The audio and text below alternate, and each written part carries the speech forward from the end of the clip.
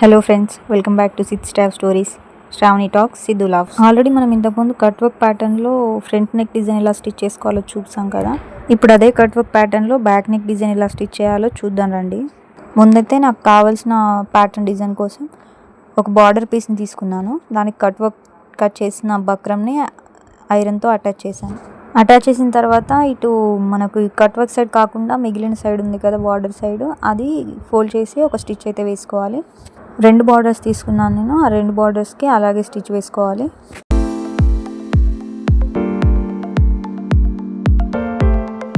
చక్కగా 2 బార్డర్స్ని ఫోల్డ్ చేసి స్టిచ్ చేసుకున్న తర్వాత ఇలా మనం తీసుకున్న బ్లౌజ్ పీస్ బ్యాక్ పార్ట్ ఉంటుంది కదా, ఆ బ్యాక్ పార్ట్ మీద ఈ బార్డర్ని అయితే ఒకసారి ప్లేస్ చేసుకొని చూసుకోవాలి కరెక్ట్ సైజ్ ఉందో లేదో. మనమైతే మెజర్మెంట్స్ పర్ఫెక్ట్గా తీసుకున్నాం కాబట్టి ఇదైతే సరిపోయింది.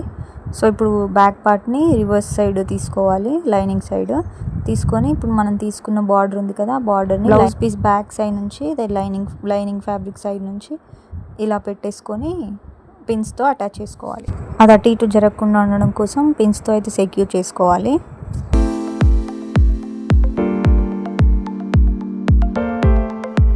ఇప్పుడు మనం కట్ చేసుకున్న కట్ వర్క్ ఉంది కదా, ఆ కట్ వర్క్ దగ్గర నుంచి ఒక పాదం ఇంచు ఖర్చు వదిలేసుకొని కరెక్ట్గా కర్వ్స్ అన్నీ తిప్పుకుంటూ స్టిచ్ వేసుకోవాలి. కర్వ్స్ దగ్గర జాగ్రత్తగా స్టిచ్ వేసుకోవాలి.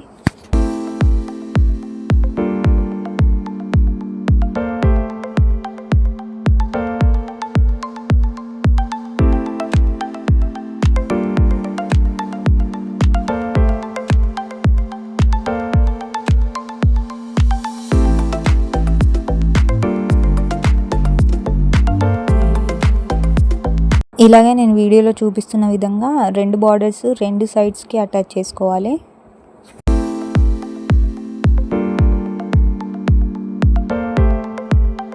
స్లోగా టర్న్ చేస్తూ కర్వ్స్ అన్నీ నీట్గా వచ్చేలా స్టిచ్ చేసుకోవాలి.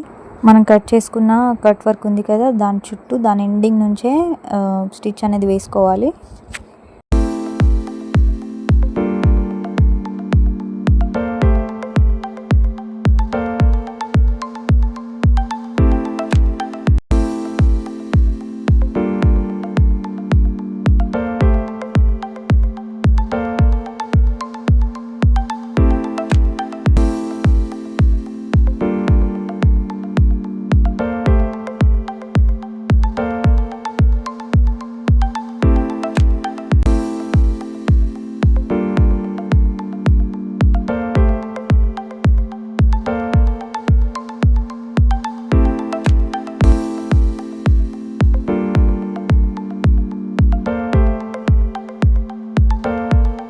ఒక స్టిచ్ వేసుకున్న తర్వాత అయితే ఎక్స్ట్రా ఫ్యాబ్రిక్ మొత్తాన్ని కట్ చేసుకోవాలి.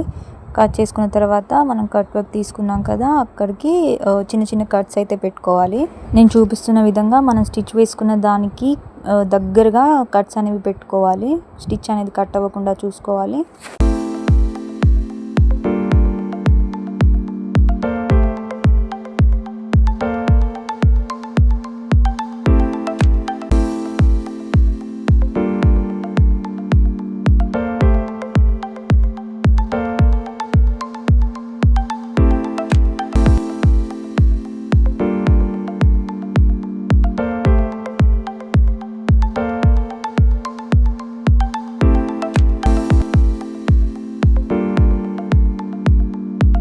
కట్స్ అన్ని పెట్టుకున్న తర్వాత ఇలా బార్డర్ని నేను వీడియోలో చూపిస్తున్న విధంగా రివర్స్ తిప్పుకోవాలి.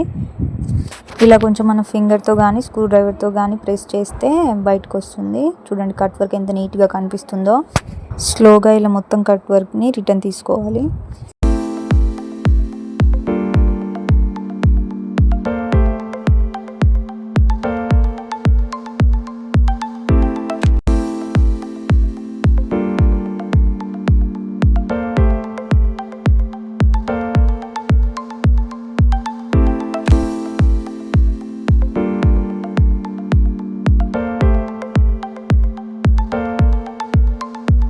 స్కాలప్ డిజైన్ మొత్తాన్ని నీట్గా రివర్స్ తీసుకున్న తర్వాత ఇలా ఒకసారి సెట్ చేసుకోవాలి.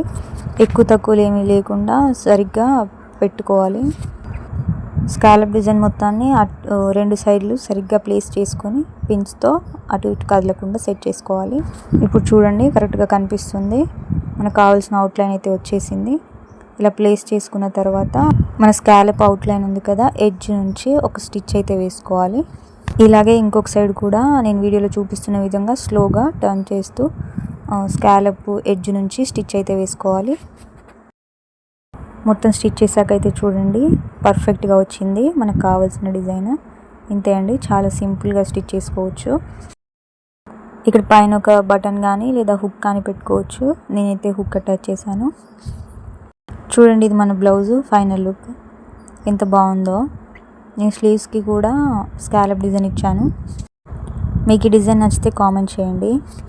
ఇలాంటి స్టిచ్చింగ్ వీడియోస్ కోసం సబ్స్క్రైబ్ చేయండి. Thank you for watching. See you next video.